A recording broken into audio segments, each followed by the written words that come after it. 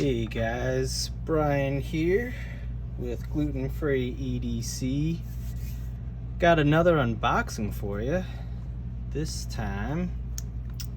So we got the this time this is coming by way of Alex Garcia. He is a currently fixed blade knife maker. However, he just started dabbling in folders. He made his first friction folder, and I was talking to him. I think he's going to be going into all sorts of cool stuff with maybe frame locks in the future.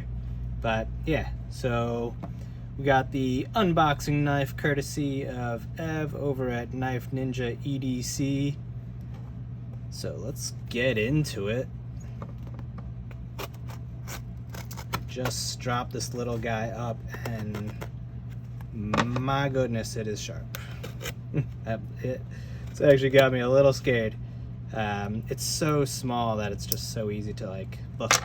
And as you can see, recently I was helping my buddy Kev over at Lefty EDC with Devo knives, helping him out with some knives, and managed to cut myself, not while helping out with the knives that I was helping with, but managed to cut myself while looking at his amazing collection of knives. He's got so many cool knives. All right, back on screen. So got some cool padding in there. I like the way he did this. Keeps it all in one spot. Oh, very nifty. I assume it's just the padding. Yep. So we can get this out of the way. So yeah, you got Garcia Bladeworks. It's got his really cool, it's essentially what I think is, you got the G and then you kind of have like a take on like a B to make for the shield. I don't know, maybe I'm putting the B in there myself, but definitely have the G, I'm pretty sure. So he's got the American flag, really cool. He's I believe he's out of New York. So yeah, let's dive on in. So this is a first of this model. He had a first come first serve, and I managed to snag it. So it's called the Arc, and this one is in Maple Richlight. Richlight is, you could think of it kind of like micarta. It's a resin based pressure set material. It's very, very heat resistant, water resistant. They actually use it in furniture a lot of times. But yeah, this is a 3-inch blade, 6.5-inch overall length, and it's in 1095, which is a fantastic steel in my opinion. Again, you got Garcia Bladeworks. This is really cool. So there's the COI. Yeah, so Bronx, New York. Yeah, Bronx. I know my family would be proud, my parents. You got this cool little guy. This is like an actual credit card almost. So Alex Garcia Bladeworks. It's got his email, so for contacting him, he is on Instagram there at Garcia Bladeworks. Check him out. This dude is putting out some gorgeous work. And look at that, that's just one example of his things. Oftentimes it seems his knives may come with a bead on a lanyard. The one I got, I know, is going to have that. And then the leather, I know he uses, I believe his name, Joo Leatherworks, Joo, I believe is what it was. We got some cool little stickers. Nifty. I'll just hold one up just for the hell of it, right? That's a beautiful looking knife. And let's get to it. So I actually asked him to do Kydex. He said he would send it to that leather worker that I noted before, and I opted for Kydex. I actually prefer Kydex. I'll put a soft loop on it. Soft loop, for those that don't know, on a fixed blade or any holster, Kydex holster is this little guy. It's got a little snap, bada bing, nice and simple. So yeah, let's get into this. Oh, great retention first off. Something you always want to test with the fixed blades is the retention decent. It's got a really cool bead that he included. It's clearly made out of the same Richlite. Did some snaking on the lanyard. The texture immediately, it's very micarta-like. I don't know if that's quite coming through. It's beautiful. So it's maple Richlite. It's made to look like maple wood essentially. And then he's got a mosaic pin in there, which is really neat. That is tiny. Let's see if we can get that in there. Yeah, that is beautiful. So yeah, we'll take this off. So the retention's great. Yeah, he's got some oil on there. I'll be right back. Let me run and get something to wipe that off with.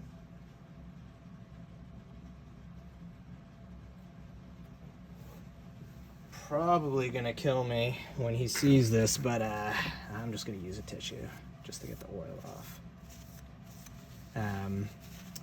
This knife is probably gonna be used for whatever, so if this causes scratches, it's just in for it anyway. So, but I do want to show off.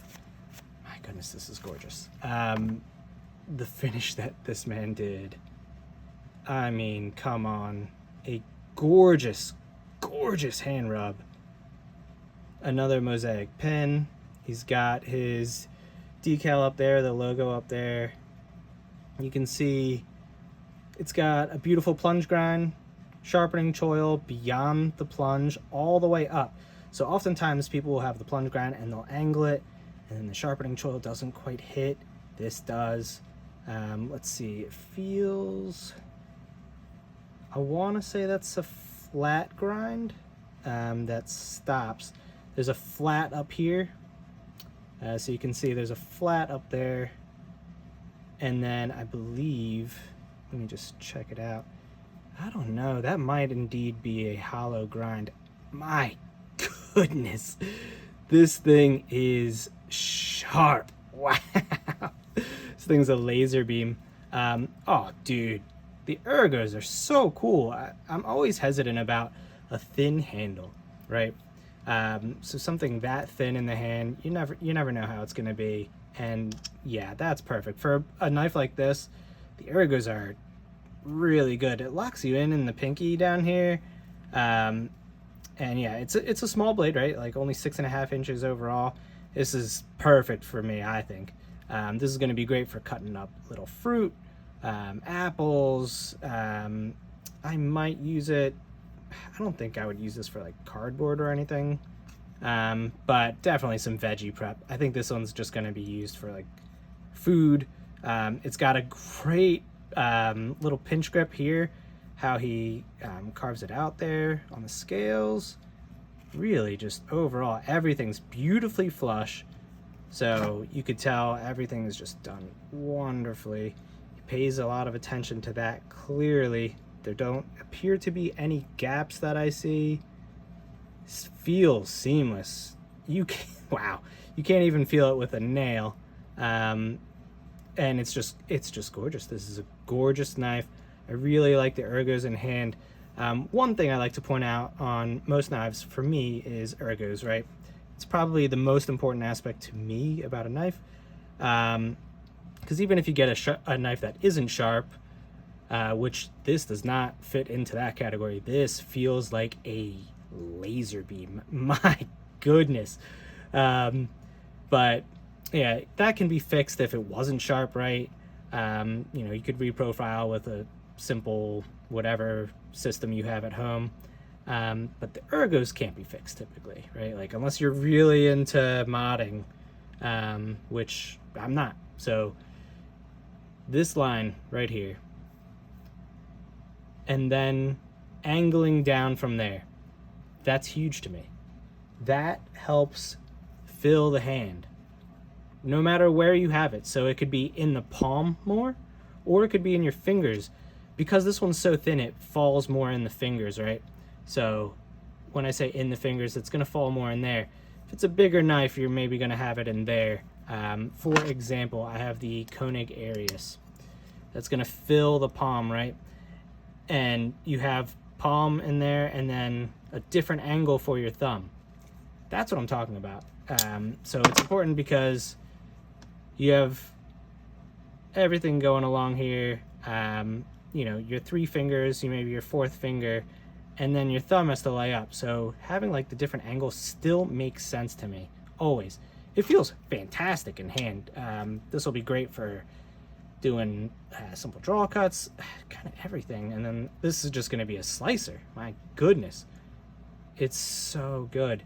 I don't know if that's coming through, but it is like, if it's not a mirror polish, that is damn near a mirror polish. It's gorgeous. Gorgeous knife. It's going to be useful. It'll develop a patina over time because it's 1095, so it's a carbon-based steel. That's fine. It's a fixed blade. Most of my fixed blades I'm totally down to use. So let's do some quick size comparisons for you guys. We'll clear that stuff off. Alex, thank you so much for the opportunity, man. Just wanted to throw that in there. So the reason I have this knife is this is the knife that kicked off my fixed blade addiction currently. This is the Chickadee by Jacob or Jake B Creates. He's on Instagram as well. He's got a Facebook group, which is actually, I believe, how I found out about Alex Garcia, was someone posted something fantastic there. And yeah, so small fixed blades, I just really love. This one's pretty dirty. It's in Magna Cut, so like, I'm not worried about it rusting. But yeah, this one's, it's a pretty abused little guy. I don't think there's anything I wouldn't use this on. So I've even broken down some boxes just to see how it stands up, you know, going through the cardboard. I probably won't put that through this one through that kind of test, but just it being 1095. But yeah, so quick size comparison. So this is a little way under 2 inch, and I just wanted to share this one in case you're familiar with the Chickadee, which is a fantastic knife, fantastic maker. Highly recommend that as well. Something most people should be a little more familiar with is the Quiet Carry Waypoint. I thought this would present a fairly good size comparison. So this is a 3 1/4 inch blade. You can see we're right there. It's just that 1/4 inch, right? I'm not sure what the length of the handle or overall is, admittedly, but yeah. So there's a Quiet Carry Waypoint. We'll get the Koenig Arius, which is a monster, but I figure everybody knows this knife. So this is a 3 1/2 inch blade to the 3 inch blade. So you can see it's pretty wild seeing the difference in the handle height or width. And then I also have one other knife. This is just the knife I had on me today, so I figure I should include it. I have yet to make a video on this knife, but I definitely want to get one out. This is a David Lespect folder. He has no model names. They're all one-off blades. It's a frame lock that I actually got in trade. Beautiful knife. But yeah, so this is about a 3 1/4 inch blade again, maybe just closer on the 3 inch side. I actually never measured this one. But yeah, figure might as well throw that in there. It's a cool knife, right? Who doesn't like seeing cool knives? If you're watching this channel, you like seeing knives. I would venture to guess. So yeah, let's look at the Kydex. That's very important to me. So it's a thinner Kydex. I think he threw some oil in there to maybe help protect the finish. Goes in very easy. It's got decent retention, like I said before. Yeah, this is fantastic. The Kydex works real well. Again, I'll put a soft loop on there. I just got one in, I believe. I'll probably put an orange one on this one, and then replace the one I have on another one with white. Soft loops can be had, you know, you can get them on Amazon. They're super cheap. I want to say it's like $8 for 2 soft loops, and it comes with all the hardware that you're going to need, so long as they have a rivet. Rivets are super easy to put into Kydex. You just need the tapping tool. I don't know why I'm talking about putting rivets in, but yeah. So long as there's a rivet, you can put these soft loops that you get off of Amazon nice and easy. So yeah, that's it for this knife, guys. Wow, the tip, just, okay, maybe that's not it. So the angles here are just gorgeous, right? So like you have this consistent angle from here to here, and then a dip down and a dip down. I really like the symmetry there, actually. I didn't even realize that at first. And wow, I could probably pierce my finger if I just barely push on this. It is wildly sharp. This is a fantastic knife, man. Like I'm falling in love with it, Alex. So thank you again. But yeah, nothing much else to say about it. Yeah, can really, yeah, this will be a cool knife.